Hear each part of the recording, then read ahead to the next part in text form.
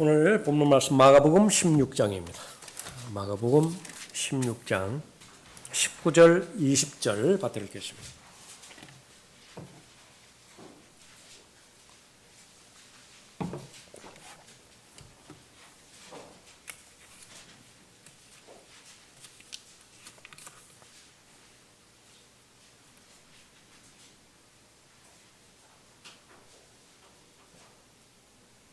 그리하여 주께서 그들에게 말씀하신 후 하늘로 들리움을 받아 하나님의 오른편에 앉으셨더라.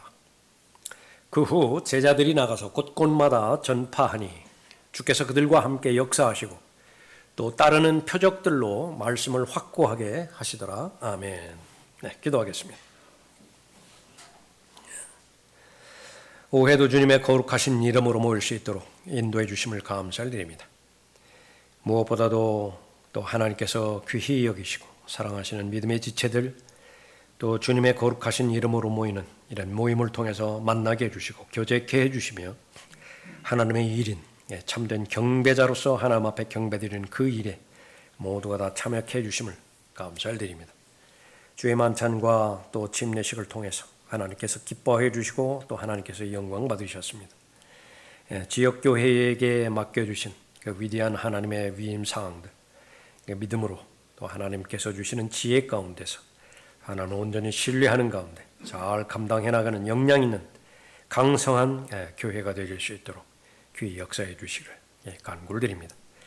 이제 준비된 마음으로 하나님의 말씀에 경청하고자 할 때 개인에게 주시는 하나님의 말씀 절대 진리로 잘 받아들이게 해주시고 깨달음을 주시고 믿음과 잘 결합할 수 있도록 인도해 주십시오. 진리의 지식이 이르는 과정 가운데서 삶의 구체적인 영역에서까지 잘 적용케 하심으로 인해서 말씀으로 인한 아름다운 열매 맺을 수 있도록 인도해 주시길 간구를 드립니다. 저를 주님 명으로 충만하게 채워주시기 원하오며 주 예수 그리스도의 이름으로 기도드렸습니다. 아멘. 예수님의 승천이 주는 의미라고 하는 제목으로 말씀드리겠습니다. 예수님께서 처녀로부터 동정녀로부터 출생하시고 바로 율법 아래서 나게 해주셨죠. 거기에는 하나님의 때가 있었습니다. 제자들을 부르셨을 때에 그 제자들이 믿음으로 순종했죠. 3년 반 동안 예수님과 동행하며 예수님을 잘 따랐습니다. 그 가운데 진리를 위해서 실행하시고 진리를 수호하시는 구체적인 모습도 잘 보아왔습니다. 거짓 선지자들 또 자기 의를 앞세우는 종교 지도자들과 싸우시는 예수님을 보기도 했습니다. 성전을 또 정결케 하시는 모습도 잘 보았습니다. 예수님께 도움을 요청하는 손길, 그 손길이 아무리 미미하다 하더라도 예수님께서는 거절하지 않으시는 분이심을 또한 경험을 통해서 보았습니다. 모든 병든 자들 만나주셨고요. 마귀 들린 자들 만나주셨습니다. 또 심지어 그 죽은 자를 살리기도 그렇게 하셨죠. 모두가 다 예수님의 모습이었습니다. 얼마나 많은 기적들을 행하셨습니까? 그 기적들도 일일이 목격했습니다. 제자들이. 그리고 계속해서 시간이 지남에 따라서 갈보리를 향해서 가시죠. 이해는 하지 못했습니다. 그렇지만은 어쨌든 간에 그 장소까지도 제자들이 따라갔습니다. 겟세마네 동산에도 갔고요. 또 죽음의 가장 깊은 골짜기 통과하는데도 그분을 따라갔습니다. 이제는 죽은 자들로부터 부활하셨는데 그 무덤에까지 갔고요. 이제는 오늘 본문 말씀은 이제 하늘로 올라가시는 장면입니다. 승천하시는 장면인데요. 거기까지 더 이상 따라갈 수 없습니다. 그것을 지켜봐야 되고 이제는 그 의미가 무엇인지 마지막으로 가르쳐 주시는 것입니다. 예수님의 승천, 거기에는 반드시 의미가 있는 것인데 무슨 어떤 의미가 있는 것이냐. 바로 예수 그리스도와 관련돼서 승천이 주는 의미가 있습니다. 또 성도들과 관련돼서 주는 승천에 대한 의미가 있죠. 그 두 가지 사실을 우리가 잘 마음에 새겨야 될 것입니다. 우선 예수 그리스도와 관련돼서 승천이 주는 의미, 그것은 바로 예수 그리스도께서 하나님의 일을 마치셨다라고 하는 사실입니다. 하나님의 일을 완성하셨다라고 하는 사실이죠. 예수 그리스도께서 오신 목적 단 한 가지입니다. 아버지의 뜻을 이루기 위해서. 아버지의 뜻을 이루기 위해서는 순종해야만 됩니다. 그런데 그분이 어떤 신분입니까? 아들의 신분이죠. 아버지 하나님, 아들 하나님 할 때 그 아들의 신분이에요. 그런데 성경에 기록되기를 아들이면서도 순종을 배우셔야 되었다고 기록합니다. 그 근거에서, 그 결과에서 이제 예수 그리스도를 따라가는 모든 사람도 바로 예수 그리스도와 똑같은 삶을, 발자취를 잘 따라감으로 인해서 예수 그리스도께 하늘로 올라가는 그 의미가 동일하게 성도들에게도 그 의미가 그대로 적용이 되어지는 것입니다. 19절 보십시오. 그리하여 주께서 그들에게 말씀하신 후 하늘로 들리음을 받아 하나님의 오른편에 앉으셨더라. 끝난 거예요. 예수 그리스도 하늘에 있는 대제사장이지만은 서 계시지 않습니다. 사람들 제사장처럼 완전히 앉으셨어요. 십자가에서 다 이루었다 말씀하신 그 부분이 문자적으로 그대로 이루어진 것입니다. 부활하신 다음에 40일간 지상에서의 삶을 사셨죠. 그 40일간의 사건, 그것은 마가복음 그냥 단 한마디로 생략합니다. 곧바로 뛰어가는 것입니다. 부활하신 날을 지나서 오순절 지나서 예수님께서 승천하신 날까지 다 괄호로 묶어버리는 것입니다. 예수 그리스도의 승천, 주님의 목적을 명확하게 잘 드러냅니다. 오신 것은 바로 왕국을 세우기 위해서 오셨죠. 메시아로 오셨습니다. 지상에 문자적이고 가시적이고 물리적이고 정치적인 왕국을 세우기 위해서 오셨는데 그 대상은 바로 유대인이었습니다. 이스라엘이었죠. 그 이름을 예수라고 지으라고 말씀하셨습니다. 그 의미는 유대인에게 직접적으로 관련된 이름입니다. 그 이스라엘의 민족들의 죄들을 해결하기 위한 그런 그 신분을 의미하는 이름이에요. 예수라고 하는 이름이. 그러나 거부했죠. 그렇게 함으로 인해서 지상에 세워질 왕국은 1000년 뒤로 연기가 되었습니다. 그러나 또 하나의 왕국, 하나님 나라의 그 왕으로 오셨죠. 그래서 천국을 전파하셨고 하나님의 나라를 전파하셨습니다. 그것이 오신 목적이에요. 그 두 가지 왕국이 실현되어졌을 때에 자연스럽게 죄 문제와 죽음의 문제와 하나님의 심판의 문제, 또 혼이 어디에서 영혼을 보낼 것인지에 관련된 지옥의 형벌에 관한 문제, 그것은 다 해결되는 것입니다. 그런 모든 것들은 죄가 들어오기 때문에 다 시작이 되었죠.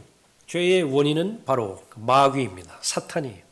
그 사탄의 일들을 멸망시키기 위해서 오셨습니다. 다 같은 말이죠. 마귀의 일들을 멸망시키기 위해서 오신 것이고요. 죄들을 없애기 위해서 오신 것입니다. 그 결과가 바로 저주인데 그 저주를 죽음이라고 한 말로 다 받으셨죠. 죽음의 문제를 해결하기 위해서, 사망의 문제를 해결하기 위해서 오신 것입니다. 그것을 입증하는 것이 두 가지가 있는데 하나는 죽은 자들로부터 부활하신 것이고요. 그것과 똑같은 의미는 하늘로 올라가신 것입니다.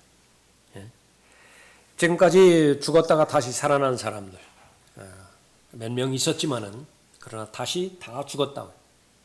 그러나 예수 그리스도는 죽은 자들로부터 부활하셨고 이제는 영원히 죽지 않습니다. 그것도 하나님의 생명을 가지고 하나님의 몸을 가지고 영원히 사시는 것이죠. 그래서 승천의 목적, 주님께서 오신 목적을 명확하게 하시는 것입니다. 주님의 임재를 더욱더 실제적으로 만드는 것이 바로 예수 그리스도의 승천입니다. 올라가실 때에 그것이 유익이라고 말씀하셨죠. 너희들에게 유익하다라고. 바로 성령을 보내주시기 때문에 그런 것입니다. 성령께서 오심으로 인해서 복음이 온 세상에 전파될 수 있었습니다. 성도들과 언제든지 어디서든지 함께 할 수 있는 모든 영적인 여건이 마련되었습니다. 그 전에 예수님을 배우려면 팔레스타인으로 갔어야 됐습니다. 예수님께서 오늘 저녁은 어디에서 주무시는 것인가? 올리브산에서 주무셨다고 하면 그곳으로 가야 돼요. 또 하나님 앞에 경배드리기 위해서는요, 지리적으로도 또 예루살렘으로 가야 되죠. 시기적으로도 그 안식일에 맞춰야 됩니다. 월요일, 화요일에 무슨 경배를 드릴 수 있어요? 불가능하죠. 근데 이제는 어떻습니까? 장소에 구애받지 않습니다. 그것이 바로 참된 경배자예요. 예수 그리스도를 알고 예수 그리스도를 잘 배우는 사람, 자유로운 사람인데 그런 의미에서의 그 자유가 가장 적합합니다. 자유롭게 예수 그리스도와 동행할 수 있어요. 자유롭게 예수 그리스도를 섬길 수 있습니다. 자유롭게 예수 그리스도를 경배할 수 있어요. 그러나 구약에서는 가능한 것이냐? 십자가 이전에는 불가능해요. 만약에 자유롭게 예수 그리스도 경배하려고 했을 때는요, 심지어는 어떤 사람은요, 그 자리에서 즉사한 사람도 있다고요. 하나님께서 지정하신 불, 그것을 통해서만 하나님 앞에 경배드려야 되는데, 또 하나님께서 경고하신 얼마나 수많은 구체적인 그런 제한 사항들이 있습니까? 안식일에 해야 될 일, 하지 말아야 될 일. 그러나 이제는 자유로운 것이죠. 영 안에서라고 한다면, 진리 안에서라고만 한다고 한다면 그것은 자유롭게 주님과 동행할 수 있고 주님을 섬길 수 있는 것입니다. 승천으로 말미암아서 바로 예수 그리스도의 구속 사역이 완성되었음을 확증하는 것입니다. 히브리서 10장에서 이 부분은 너무나 분명하게 말씀해 주고 있는 것이죠. 보라, 세상 죄를 제거하는 하나님의 어린 양이라. 성령께서 역사하셔서 침례인 요한에게 영안을 주셨어요. 수많은 남자들이 있는데 그 남자를 다 비슷비슷하게 생겼잖아요. 그 가운데서 누가 과연 하나님께서 보내주신 메시아인지 어떻게 알아요? 성령의 역사로 말미암아서 저 사람이라고. 그러니까 그 사람을 직시합니다. 가리키는 거예요. 보라, 세상 죄를 제거하는 하나님의 어린 양이라. 그 말은 무슨 말입니까? 저주받기 위해서 온 하나님이라 그 말이죠. 죽을 목적으로 이 땅에 온 하나님이라. 이게 어린 양이에요. 구약에서의 어린 양은 다 그런 역할입니다. 자신은 아무 죄가 없는데 주인의 죄 때문에 뒤집어 쓴 거지요. 안수함으로 인해서, 머리에 손을 얹고 안수함으로 해서 주인의 죄가 그대로 다 옮겨져 가버리는 것입니다. 하나님께서 죄에 대해서 심판하신 분이기 때문에 의당 그 주인을 심판해야 되는데 주인을 살펴봤더니 죄가 없어져 버렸어요. 옮겨갔지요. 어디로 옮겨가는 것이냐? 그 짐승 한 마리에게 옮겨간 것입니다. 그 짐승은 하나님의 심판의 대상이었고 그 심판의 내용은 무엇입니까? 지옥불로 불태워져야 되죠. 영원히 지옥불에 의해서 불태워져야 된다. 그것을 상징하는 것이 번제단에서 불에 구워져서 불에 태워져서 하나님 앞에 드려지는 것인데요. 하나님께서는 그 제물을 만족해 하셨어요. 그 번제단은 바로 십자가를 상징하는 것이었고 번제단의 뿔에 묶여져서 불태워지는 것은 십자가에 못 박힘으로 인해서 지옥불을 경험해야 되는 예수 그리스도를 언급하는 것입니다. 그 결과 죄에 대해서 승리하셨고 사망에 대해서 승리하셨고 마귀에 대해서 승리하셨습니다. 정복자예요. 승리자인 것입니다. 골로새서 2장 13절 이후에서 보면 이제는 예수 그리스도께서 하늘로 올라가셨을 때 지금까지 자신을 가렸던 수많은 악한 존재들, 거기는 정사들도 있고요, 권세들도 있습니다. 높은 곳에는 영적 악도 있고요. 이 세상의 어둠을 주관하는 모든 어둠의 세력들이 다 있습니다. 근데 다 자기 자신을 가렸어요. 그러나 이제는 어림없습니다. 하나님께서 그 변장된 옷들을, 그 커튼들, 어두운 커튼을 다 벗겨냈어요. 다 벗겨요. 빛 가운데서, 태양보다 비교할 수 없는 빛 가운데서 훤히 다 공개적으로 다 드러내 버렸습니다. 그들의 수치, 그들의 가증스러움, 그들의 사악함, 그것은 이제는 숨을 수가 없어요. 다 드러낸 상태에서 하늘로 올라가셨습니다. 승리하신 거예요. 로마 제국이 전쟁을 벌였을 때에 승리하면 그것을 진두지휘했던 장군, 개선식을 가졌습니다. 정복한 적국에 거기에 왕도 있을 수 있고요. 또 고관들도 있을지요. 그 군인들도, 군사들 다 포로입니다. 다 노예들이 수레에 다 묶어가지고 로마로 돌아왔습니다.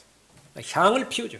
거기다가 제우스 신에게 감사를 드리는 것으로 향을 피운다고. 향 냄새는 똑같아요.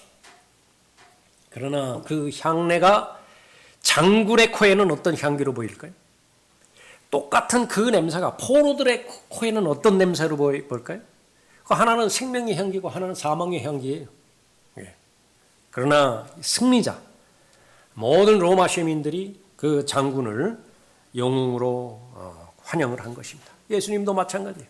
사탄에 대해서 승리하셨고 또 죄와 사망과 지옥을 정복하셨습니다. 그러고 나서는 어디로 가시는 것입니까? 하늘로 가시는 거예요. 하늘에 개선문이 있습니다. 그 통과할 때 수많은 천사들이 환영하는 것입니다. 하늘에서의 개선식을 말하는 것입니다. 예수 그리스도의 승천, 그것이 어떤 의미가 있는 것이냐. 두 번째로 성도들에게 의미가 있습니다. 승천과 더불어 성도들은 구속사역은 계속된다라고는 의미가 있습니다. 예수 그리스도께는 이제 완성이 됐어요. 이제 바톤이 성도들에게 넘어갔습니다. 그 승리의 소식을 계속 전하게 하는 것이 아버지의 뜻이에요. 그러면 우리는 언제 또 들림받아 올라가는 것이냐. 예수 그리스도께서 아버지의 뜻에 온전히 순종하시고 나서 올라가셨듯이 우리도 마찬가지입니다. 우리를 향한 아버지의 뜻 다 실행하고 나서 그때가 되지면 이리 올라오라 말씀하시겠죠. 복귀 명령이 내릴 것입니다. 20절 보십시오. 그 후 제자들이 나가서 곳곳마다 전파하니 주께서 그들과 함께 역사하시고 또 따르는 표적들로 말씀을 확고하게 하시더라. 아멘.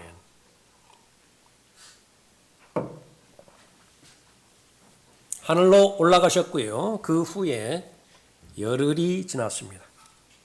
사도행전 1장, 2장에서의 사건이 그때의 사건입니다. 120명의 제자들이 예루살렘의 한 방에서 하나가 되어서 기도하고 있습니다. 그때가 되자 예수님께서 약속하신 성령은 바로 하나님의 영이고 거룩한 영이고 그 이름 가운데 하나는 예수 그리스도의 영입니다. 예수님께서 항상 같이 하시는데 분리되어졌던 적이 없어요. 그러다가 이제 몸과 몸으로 만났던 그분께서 하늘로 올라가시니까 제자들은 남겨져 있을 거 아니겠어요? 제자들의 생각은 고아처지라고요. 예수님 한 분만을 바라고 의지하고 신뢰하고 지금까지 왔는데 그분이 이제 없는 거예요. 그러나 다시 바로잡아 주지요. 고아처럼 내버려 두실 분이 아니라고 말씀하십니다. 이제는 바로 영의 형태로 성령의 인격으로 예수 그리스도께서 함께 하시는 것입니다. 지금까지 진행되어 왔던 하나님의 일, 중단이 없어요. 단절됨이 없습니다. 계속 이어질 것이에요. 내주하시는 성령 하나님의 역사 가운데 그런 것입니다. 바로 예수 그리스도의 복음을 증거하기 시작했습니다. 그랬을 때에 3,000명의 사람들이 믿고 구원을 받았고요. 제자들과 그로 인해서 믿게 되어지는 새로운 믿는 자들, 그 사람들의 증거를 통해서 계속해서 은혜의 복음은 증거됐던 것입니다. 그 메시지는 뭐예요? 예수 그리스도께서 우리의 죄들로 인해서 죽으셨습니다. 예수 그리스도께서 당신들의 죄들을 위해서 죽으셨습니다. 묻혀셨지만은 그러나 성경의 예언대로 셋째 날에 살아나신 것입니다. 그분이 바로 하늘에 계신 예수 그리스도시고 지금은 당신의 마음의 문을 두드리고 계십니다. 주 예수 그리스도를 믿으십시오. 여러분이 구원을 받습니다. 주 예수 그리스도를 믿으십시오. 여러분의 집안이 구원을 받을 수 있습니다. 이 메시지 외에 뭐가 있어요? 그래서 부활의 증인이라고 말하는 것입니다. 그러나 한 가지 알아야 될 사실은 예수 그리스도의 승천이 없었다라고 한다면 불가능합니다. 왜냐하면 예수 그리스도의 승천과 더불어서 성령 하나님을 보내주셨기 때문에 그 성령 하나님께서 능력으로 역사하시는 것이죠. 다른 부분에 있어서는 용기를 갖고 다른 부분에 있어서는 담대하게 구비되어서 다른 사람이 우러러보는 용감무쌍한 일들을 잘 감당할 수 있을지 모르지만은 그러나 십자가를 전파하는 것, 그것은 바로 예수 그리스도의 생명이 없으면 불가능한 거예요. 성령 하나님의 능력이 없으면 불가능한 것입니다. 복음은 바로 하나님의 능력으로 전파되어지고 하나님의 능력으로 그 복음을 통하여 잃어버린 혼이 구원받는 것입니다. 세상의 지침은 바로 지식이지요. 배움입니다. 예나 지금이나 그렇게 해서 이 배우는 것에, 지식을 소유하는 것에 자신의 전 생애를 다 쏟아붓고 있습니다. 그러나 특이하게 적용되지 않는 부분이 있어요. 인류의 많은 그 수많은 역사 가운데서 자신의 나름대로 기준과 나름대로 역사 패턴을 설정해서 거기에 다 끼워 맞추는데요. 다른 것들은 다 원활하게 잘 돌아가요. 그러나 유달리 이 이스라엘의 역사만큼은 안 돌아가요. 그 예외 사항입니다. 아주 골칫거리예요. 두통거리라고요. 다른 영역에 있어서는 다 세상 지식과 세상 철학의 기준으로 말미암아서 잘 돌아갑니다. 그래서 이 시대는 교육이 사람들의 우상이에요. 교육이라고 해요. 교육. 그런데 한 가지 들어맞지 않는 것이 있어요. 그것은 바로 진정한 복음에 대한 역사입니다. 십자가를 전파하는 것. 그것은 세상에서 이미 결정을 내렸습니다. 그건 바보 같은 짓이에요. 세상에 믿을 사람이 없어서 저주받은 죄에 의해서 사형당한, 살해당한 그 살해자를 믿으라는 거예요. 도무지 믿을 대상이 없으면 그런 사람을 믿으라고 하겠느냐고. 그래서 십자가를 전파하는 것. 그것은 유대인에게 있어서나 헬라인에게 있어서나 다 어리석은 것이고 거침이 되어지는 걸림돌이래요. 그런데 그 길 외에는 없어요. 그 방법 외에는 없다고요. 그런데 거기에 자신의 생애를 온전히 드리고 바치고 헌신한 사람들의 결과를 봤더니요, 세상이 뒤집어져요. 어떤 로마 철학과 그리스 철학이 세상을 뒤집어 엎은 적이 있습니까? 종교개혁과 더불어서 문의 부흥, 그것이 반짝하는가 싶었는데 사람을 변화시켜 주던가요? 오늘날 점점 더 짐승과 같은, 아니 짐승은요 그 본능에 따라서라도 생활을 하죠. 활동을 하죠. 이게 짐승도 하지 못하는 않는 그런 짓들을 지금 거행하고 있잖아요. 정상적인 감정에서 이미 벗어난 지 오래라고요. 짐승들은요 정상적인 감정을 갖고 살아간다고요. 그러나 그 정상적인 감정에서 이탈되어서 무감각해져 버렸다고요. 감각이 무뎌져 버렸어요. 사람을 죽이고 사람을 저주하고 하나님을 모독하고 아무런 양심의 느낌도 감각도 느끼지 못하는 그런 그 마지막 날들 우리가 살아오고 있다. 그러나 성령의 능력, 성령의 역사를 경험한 사람들, 세상을 뒤집어 엎는 사람들이다. 세상을 소란케 하는 사람들이라고 하는데 모래시계 생각하면 된다. 엊그저께도 모래시계 한 예를 살펴봤었죠. 그거 뒤집어 엎는 거예요. 그 세상의 질서가 어떻게 되는 거예요? 거의 다 내려왔는데 모래가 그 밑에 두둑이 쌓였는데 그걸 다시 뒤집어 버렸다. 그 세상을 소란케 하는 자들이 바로 갈릴리 출신의 배우지 못한 어부들이었어요.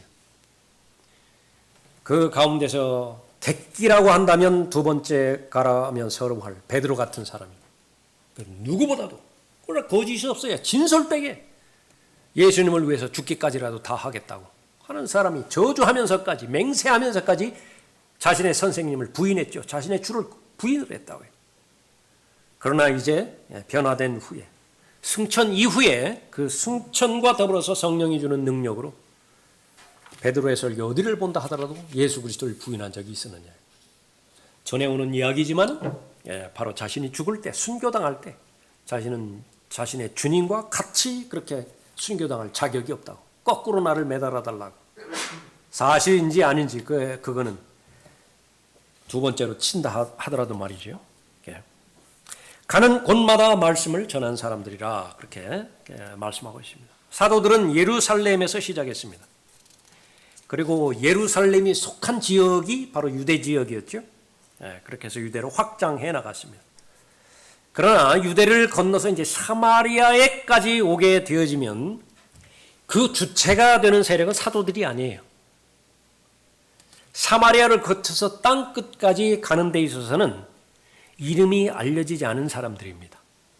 겨우 하나 이름이 알려진 사람이라고 한다면 빌립 정도로 할 거예요. 빌립. 이 사람들은 바로 성경에 있는 곳마다 나가서 곳곳마다 전파하니 라고 말씀하셨을 때 그 곳곳마다 자신이 가는 곳마다 은혜의 복음을 증거했던 것입니다. 바울이 구원받기 전에 타소에 사울로 불려졌을 때에 얼마나 극심하게 박해했습니까? 스테판을 죽이고요. 그 그리스도인 가정들을 파괴시키기 위해서, 감옥에 쳐넣기 위해서 혈안이 되어 있었죠. 그로 말미암아서 널리 흩어졌어요, 사람들이. 그래서 널리 흩어진 사람들이라 그렇게 성경에 기록하고 있습니다. 1차적으로는 유대인들이었지만은 그러나 그리스도의 몸 안에 유대인과 이방인의 구분이 없잖아요. 무엇을 우리가 배울 수 있습니까? 이 승천과 더불어서 성도들에게 주신 하나님의 일, 지속되고 진행되고 아직까지 완성되지 않았다라고 하는 이 일이 모든 그리스도인들에게, 휴거를 기다리고 있는 모든 그리스도인에게 의미가 있다라고 하면 계속 진행 중이에요. 그러면 진행 중인 이 은혜의 복음이 현실적으로 적용되기 위해서는 어떻게 해야 되는 것이냐? 성경에서 중요한 말이 바로 가라라고 하는 것입니다. Go! 너희는 가서. 그러니까 앉아있으면 일이 하나도 이루어지지 않아요. 그것이 집안이든 교회이든 사무실이든 앉아있는 상태에서는 아무것도 이루어지지 않습니다. 일단 가야 되는 거예요. 가서 예수 그리스도의 부활한 사실을 얼마나 다양한 형태에 있습니까? 선포하는 그 일들을 감당을 해야 되는 것입니다. 그렇게 될 때에 성경에서는 널리 흩어진 사람들이라고 말했을 때 이 시대에도 그대로 적용이 되어지는 것입니다. 그래서 우리는 모였죠. 왜 모였습니까? 흩어지기 위해서 모인다. 오늘부터 시작되는 한 주가 아니라 다 흩어지죠. 뿔줄이 다 흩어진다. 흩어지면 무엇을 하죠? 복음의 이 말씀에 언급한 대로 말씀을 확고히 하는 거예요. 우리에게 주어진 말씀, 그것은 주 예수 그리스도의 죽으심과 묻히심과 부활하심입니다. 그 외에는 소망이 없어요. 성경에서 가르치는 진리, 그것은 성경에 있는 진리를 명확하게 하면 할수록 성경을 잘 공부하는 사람이죠. 단순하게 규정지면 규정지을수록 하나님의 말씀을 잘 공부하는 사람이고 하나님의 말씀을 잘 가르치는 사람이에요. 그러면 있는 그대로만 받아들이면 되는 것입니다. 성경에서 말하는 권면은 이 우리가 경험하고 있는 눈으로 볼 수 있고 손으로 만질 수 있는 모든 것들은 다 사라진다고 말했다. 그런데 그것이 의미가 있어야 되죠. 의미가 있는 것은 하나의 그림으로 살펴봤을 때 집을 짓는 건축물에 해당되는 거푸집으로는 다 사용될 수 있다. 그 건물에 해당되는 것은 무엇이냐?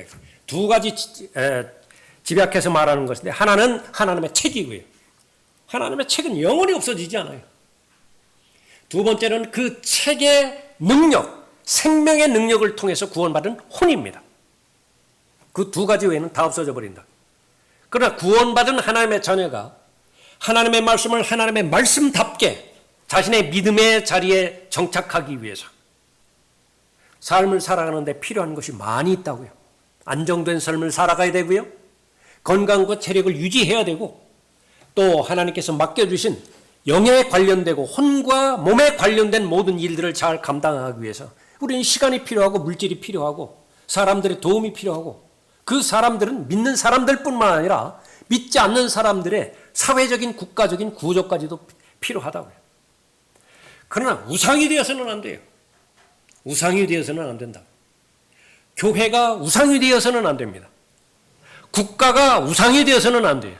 요즘 혼란된 이 시기에 대해서요. 마치 예수 그리스도를 잘 믿는 사람이 그 국가와 연결시켜서 살펴볼 때예요. 그러니까 위험한 그 선을 계속해서 넘어간다. 국가는 우상이 아니에요. 국가는 하나의 보조 수단입니다. 그 목적은 무엇이죠? 맡겨주신 일들을 잘 감당하기 위해서 우리에게 필요한 것입니다. 땅끝까지 이르렀죠. 이 복음은 성 패트릭이라고 하는 사람을 통해서 아일랜드로 전파되었고요. 콜룸바를 통해서 스코틀랜드로 전달이 됐습니다. 울필라를 통해서 독일로 전달이 되었고 도마를 통해서 인도로 전파가 되었습니다. 네스토리안들을 통해서 중국으로까지 전파가 되었습니다. 종교개혁 이후에 들어보셨죠? 모라비안들 요한 웨슬레가 진정으로 회심하는 것은 이 모라비안들의 그런 그 믿음을 통해서 회심했다라고 그렇게 기록이 되어 있죠. 이 사람들을 통해서 그린란드, 북아메리카, 자메이카 복음이 전해졌습니다. 윌리엄 캐리 근대죠. 인도로 복음이 증거가 되었고 아도니람 저드슨 버마로 확장이 되었습니다. 모두가 다 희생과 또 대가 그것을 다 치렀던 사람이죠. 그러나 지금 이 이름만 남는 거예요. 세속사에서는 세계사에서는 모세의 이름 모릅니다. 근거도 없어요. 다니엘 어디에 나와요? 세계 역사에 있어서 이름이 나오지도 않아요. 그러나 성경에서 가장 많이 차지하고 있는 모세, 가장 많은 분량을 차지하고 있는 다니엘. 어떤 역사가 진짜 역사죠? 성경에 기록된 역사가 진짜 역사인 것입니다. 얼마나 많은 책들이 있어요. 도서관에. 거기에 수많은 인명론도 후 유명 인사들의 이름이 다 기록되어 있죠. 예. 하나님께서 인정하시는 책, 하나님께서 주체적으로 기록하신 책 가운데 이름이 거명되어 있는 이 이름, 그것은 참으로 명예로운 이름입니다. 수많은 희생과 또 헌신이 따랐던 것이죠. 아도니람 저드슨 3번 결혼했습니다. 부러운가요? 그것처럼 비참한 일이 어디 있어요? 결혼한 아내마다 다 사랑한 대상이었다고요. 아이들 풍토병 때문에 다 선교지에 다 묻어야 됐다고요. 자신은 무덤도 없어요. 미국으로 왔는데 마지막 초청 설교입니다. 그것이 나이도 있고 그렇게 했는데 강단에 섰는데요. 자신의 모국어를 잊어버렸어요. 그처럼 가슴 아픈 일이 없더라고요. 다른 희생들도 있지만 자기 나라 말을 잊어버렸어요. 선교지 언어 때문에. 그렇게 하다가 그것도 요즘 기준으로 말하면 성공적인 집회도 아닙니다. 그러다가 쓸쓸하게 다시 선교지로 가다가 배에서 죽어요.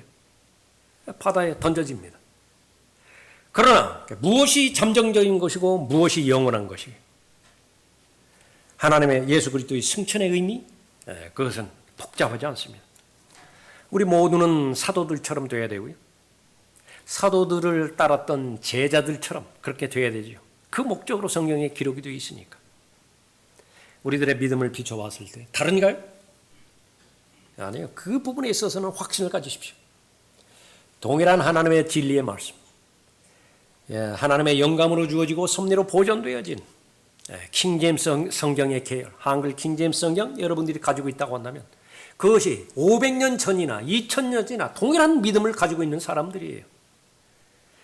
그 말씀의 역사는 성령의 역사. 다른가요? 똑같은 하나님의 역사로 인해서 매 주마다 이렇게 복음의 증거를, 열매들을 거두고 있습니다. 이것은 이제 최종적으로 영접한 사람들을 말하는 것이고요. 이것과는 비교할 수 없을 정도로 얼마나 많은 사람들에게 복음을 증거하고 있습니까? 복음을 선포하고 있습니까? 그것은 바로 하나님의 능력인 것입니다. 그 사람들에게 주신 약속은 무엇이에요? 주께서 그들과 함께 역사하시고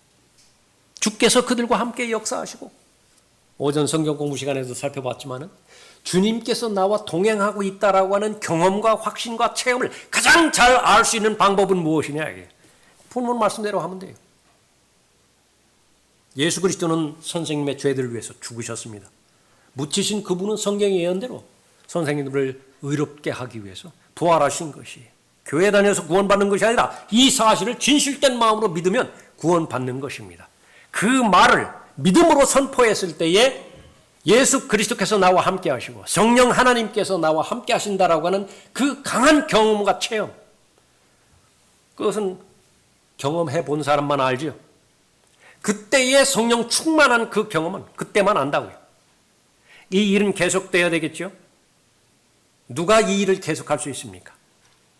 그것은 바로 성장하는 사람이에요. 예수 그리스도를 잘 배워가는 사람, 예수 그리스도와 계속해서 지속적으로 동행하는 사람, 그 사람의 첫사랑은 계속 성장할 것입니다. 그 사람 안에 형성된 최초의 확신, 그것도 잘 성장할 것이에요. 하나님의 진리에 대한 지식, 그것도 지식의 양, 지식의 질, 그것도 역시 마찬가지로 성장할 것입니다. 그 한 사람 한 사람이 여러분이 될 때 여러분은 하나님의 약속의 사람이 되는 것이고 하나님은 여러분을 통해서 하나님께서 영광 받으시는 것입니다. 계속해서 소아시아에 있는 7교회에 그 교회들에 대해서 오전에 살펴보고 있죠. 그 가운데서 칭찬받는 내용도 있고 책망받는 내용도 있습니다. 칭찬이 없이 책망만 받는 교회도 있고요. 어떤 책망도 없이 칭찬만 받는 그런 교회도 있습니다. 그러나 그 기준에 절대로 하나님께서 거명하지 않은 기준 하나가 있습니다. 그건 사이즈예요. 교회의 크기입니다. 얼마나 많은 사람을 모이게 했느냐, 얼마나 많은 액수를 거두었느냐, 그 건물의 크기는 얼마냐. 이거는 마치 하나님께서 육신의 죄들의 몸에 대해서는 일절무관하게 생각하는 것처럼. 그러면 무엇만 보는 거예요? 그 사람 안에 형성된 믿음입니다. 각 개개인에 형성된 믿음이에요. 예수 그리스도를 따르는 제자들을 그리스도인이라고 합니다. 예수 그리스도를 따르고 예수 그리스도를 배워가는 제자들을 그리스도인이라고 해요. 구원받은 죄인들이 아닙니다. 구원받은 죄인들이 있고 그 구원받은 죄인들 가운데서 계속해서 멈추지 않고 중단되지 않고 예수 그리스도를 계속해서 잘 배워가는 제자들이 있습니다. 그 제자들을 가리켜서 그리스도인이라고 말합니다. 여러분은 구원받은 죄인입니까? 아니면 예수 그리스도를 따라가는 그리스도인입니까? 그리스도인에 대한 명확한 기준 하나만 말한다라고 한다면 그것은 바로 부활의 증인으로서의 의식을 가지고 있느냐 없느냐라고 하는 거예요. 나의 신분은 부활의 증인입니다. 예수 그리스도의 죽으심과 묻히심과 부활하심, 그거는 나에게 맡겨주신 거룩한 책임이에요. 거룩한 의무예요. 얼마나 많은 사람들에게 복음을 증거하느냐, 얼마나 많은 사람들을 영접해 하였느냐, 그건 문제가 되지 않아요.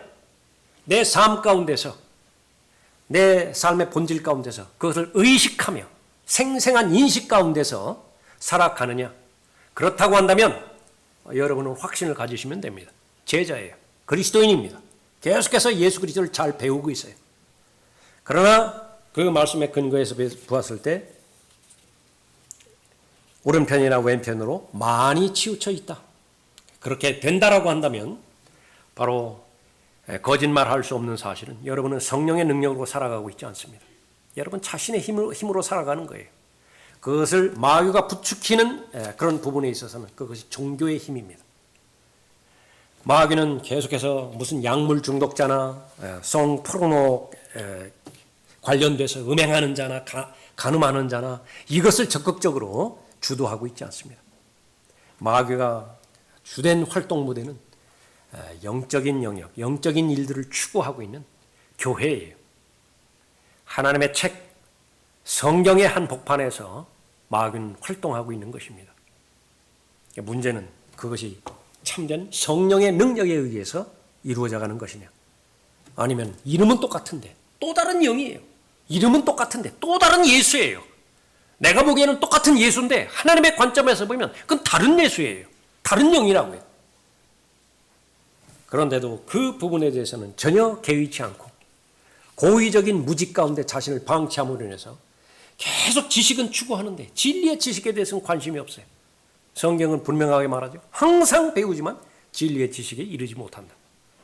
온통 나의 관심은 꾸미기에만 있습니다. 옷 사는 데만 있다가 옷에만, 패션에만 관심이 있다고 해요. 그래야 다른 사람들이 내가 입고 있는 패션을 보고 판단을 하죠. 경건의 모양이에요. 모양새는 아주 갖춘다고 해요. 잘. 그러나 부인하는 것은 그 경건이 가져다주는 능력, 그것은 부인한다. 죄와 싸워서 이길 수 있는 능력? 별 관심이 없어요. 나는 이미 포기한 지 오래니까 그 죄와 싸우기를. 그 죄에 대해서 승리함으로 해서 하나님을 기쁘시게 해드리고 그 기쁘시게 해드리는 성령 안에 있는 기쁨을 근거로 해서 예수 그리스도와 동행하고 예수 그리스도를 섬기는 그 믿음의 본질, 그건 별 관심이 없다고요. 만약에 그렇게 되어진다라고 한다면 제자는 아닌 것입니다. 그리스도인은 아닌 것이라. 그러나 하나님께서 여러분에게 이 말씀을 주신 것 마찬가지예요. 한 사람도 예외 없이 예수 그리스도의 보혈로 구원받은 하나님의 자녀라고 한다면 승천, 예수 그리스도의 승천이 여러분의 삶을 지배하고 있어야 돼요. 거기는 반드시 의미가 있는 것입니다. 올라가셨죠? 그것은 끝이 아니라 다시 오시겠다고 약속하셨죠? 계속 진행 중입니다. 승천의 의미는 계속 진행 중이에요. 기다리는 사람, 열심히 여러분의 삶 가운데서 본문 가운데서 승천하신 예수 그리스도께서 완성해 주신 구속사역, 그것으로 인해서 즐거워하고 감사하고 누리고 기뻐하는 동시에 나만 혜택을 입을 수는 없잖아요. 예수 그리스도께서 다른 사람을 위해서도, 옆에 있는 사람들을 위해서도 그 은혜가 임하는 것이죠. 나누어 줄, 그것을 말해 줄 그런 책임이 있는 것이죠. 언제 제일 기뻐요? 그 사실을 말해 줄 때. 그 사람이 영원한 생명을 소유하는 것을 내가 목격할 때. 그보다 더 큰 기쁨이 어디 있습니까? 기도하겠습니다. 은혜로우시고 자비로우신 아버지 하나님, 하나님의 말씀은 하나님의 영감으로 주어진 것이며 오늘도 여전히 살아있고 하나님의 능력으로 역사하는 하나님의 입에서 나오는 말씀입니다. 빛이 있으라 말씀하신 그 하나님의 권위와 또 말씀이 육신이 되어서 그 영광을 봤더니 독생자의 영광이라고 기록되었던 육신으로 나타나신 하나님의 권위나 오늘날 우리가 손에 쥐어지고 있는 올바로 보존된 하나님의 말씀의 권위, 그거는 어떤 차이도 없습니다. 말씀의 능력 가운데서 잃어버린 혼들이 구원받고 또 구원받은 혼들이 침례에 순종하고 또 침례에 순종한 하나님의 자녀들이 지속적으로 하나님의 진리의 말씀을 공부하고 묵상하고 또 경청함으로 인해서 점진적으로 믿음이 늘어나 궁극적으로 예수 그리스도께서 오신 목적대로 자신의 남은 생애를 잘 살아가게 해주시니 감사를 드립니다. 지금까지 자신의 믿음을 올바로 수호하고 잘 견지해온 한 사람 한 사람 하나님께서 그 마음을 붙잡아 주시고 품에 품어주시며 또 더욱더 담대함과 용기로 잘 갖출 수 있도록 인도해 주셔서 얼마 남지 않은 들림받아 올라갈 그날까지 그 믿음을 잘 견지해 나갈 수 있도록 인도해 주시길 간구를 드립니다. 자신의 믿음을 하나님의 말씀에 비추어 봤을 때 부족한 면 또 돌이켜야 되는 부분들, 다시 시작해야 되는 부분들, 그 부분들을 깨달은 믿음에 지치 주저하지 않고 자신을 바라보지 않고 지금까지 경험을 근거로 하지 않고 위를 바라보게 해주셔서 모든 것들을 다 알고 계시고 모든 것들을 행할 수 있는 믿음의 창시자의 완성자이신 예수 그리스도를 바라보며 다시 한번 재개할 수 있도록 다시 한번 시작할 수 있도록 힘을 주시고 또 능력을 주시기를 간구를 드립니다. 주 예수 그리스도 이름으로 드렸습니다. 아멘.